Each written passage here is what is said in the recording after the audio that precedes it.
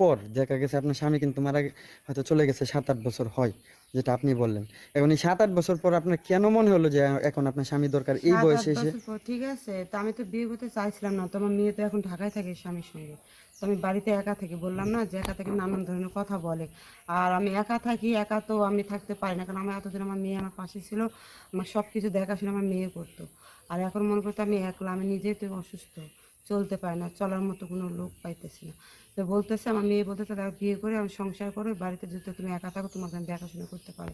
আর আমার মেয়ে তো আমার শ্বশুর বাড়িতে থাকে, ও তো আর প্রতিদিন আমার কাছে আসতে পারে না।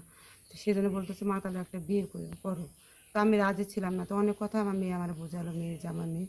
তো আমি তখন রাজি হলাম। মানে এতদিন আমি বিয়ে করছিলাম না আমার মেয়ের মুখ তাকায়, কারণ আমি যে আজকে বিয়ে করে আমার সন্তানটার কষ্ট হবো সেই জন্য আমি এতদিন রাজি ছিলাম না। তো এখন আমার মেয়ে বিয়ে হয়ে গেছে। তো মেয়ে আমার এখন মানে এগুলো বোঝাচ্ছে, ঠিক আছে।